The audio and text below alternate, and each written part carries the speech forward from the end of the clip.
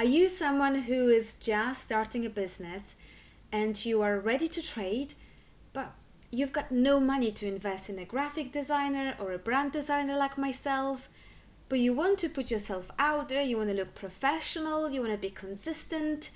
Then this video is for you, because today I'll show you how to create a whole visual identity for your new brand for free.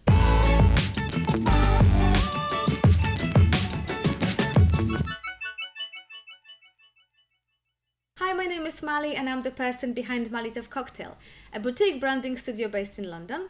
And on this channel, Branding in Progress, I share everything I know about branding and why I'm so passionate about it. And there's a lot of moving parts when it comes to creating a brand strategy, brand identity, building your website, telling stories through videos. This is all I do for my clients, and these are the videos I'll be sharing on this channel. Today we'll be looking at how to build a brand identity if you are just starting out and you've got no money to invest in the help and support of someone who is doing it on a more professional basis. And to help you even further, I've created a worksheet which you can download by clicking the link in the description of this video, where you can find all the information I'm sharing in this tutorial and additional resources. This video has a title of How to Choose Colors for My Brand, because that's the question that I see often asked online, and that was a question that someone in my Facebook group asked, and that was what prompted me to create this tutorial. However, your brand identity is created out of more elements that you have to consistently use in order to create that recognizable look and feel. And these elements are colors, fonts, any graphic elements like icons or patterns, photography style, and the layout in which all these elements are displayed. So now that you know what goes into brand identity, let's create one. So step one is to give yourself some kind of direction. And the best way to do it is to decide on the brand's personality. Now, there are numerous exercises which you can use to establish that, but to make it very simple and very straightforward, we're gonna choose 5 brand adjectives. And with all those 5 words, we're gonna describe the look, the feel of your brand. Now, in the worksheet that I have linked to in the description of this video, you will find a whole list of brand adjectives from which you can choose your best 5. And if you find yourself attracted to more than 5, make a list of all the words you respond to, and then slowly by selecting your best 15, your best 10, your best 8, hopefully you'll be able to narrow down your best 5. Now, I assume that you're a solopreneur, as they call it, a single business owner, and in this case, you're gonna put a lot of your own personality into your brand. However, you also have to consider the clients that you want to work with. And for that, you need to consider their age, their gender, so they represented in your photographs, for example. You want to think about where they usually buy, what kind of shops they go to, what their homes look like. So, because you want to be attractive to them. Think of it like you're dressing your company up for a date with your ideal clients. Now you're putting your best clothes on with an assumption that that's gonna create a desire on your client's behalf to have a conversation with you, to get to know you a little bit more. And for this tutorial, let's imagine that we are creating a brand identity for a female event organizer who likes to dress up, likes to wear colorful clothes, and she wants to organize parties for females who are like-minded, who also are quite interested in fashion.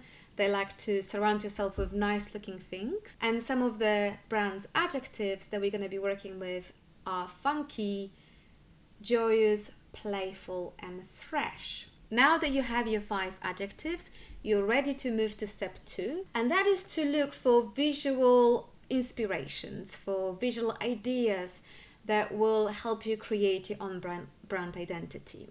Now, funky suggests that we're going to work with bubbly colors, and playful goes with funky. We expect some kind of maybe playful layout, maybe quirky photography style. However, fresh to me tones it down a little bit. Suggests that we need a bit more space in our designs, and the colors need to be not as bright, and maybe we're looking for more pastel version of the more bubbly colors that we would normally expect with something that is more funky. To find visual inspirations for our brand, we'll go to Pinterest. Pinterest is a search engine, and you've got lots of images already there. So if you put each of your brand words in the search, and you might add words like fonts, photography, fashion into your design, pin all the images that you like into a separate board.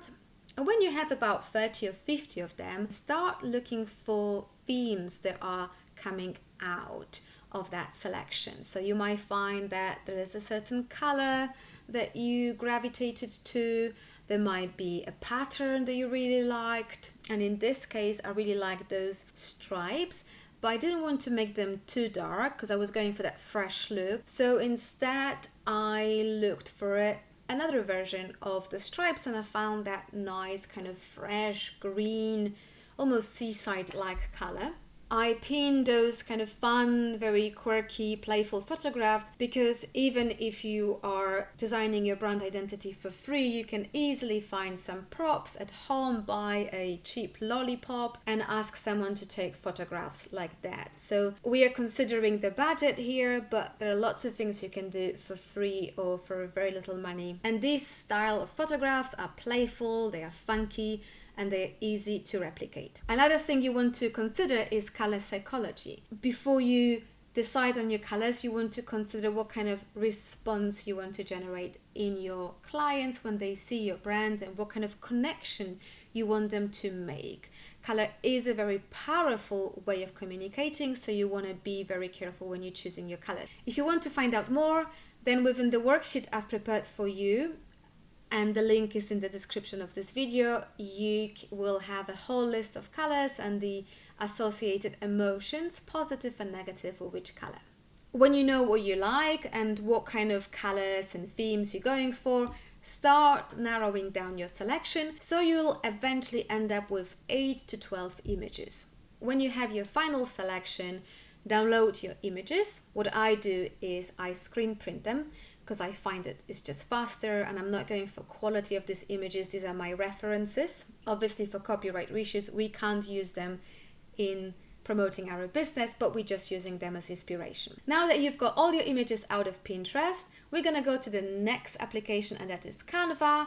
And Canva is an amazing application that allows anyone to become a graphic designer for free. You're gonna open an A4 document, and then you're going to upload your images to Canva.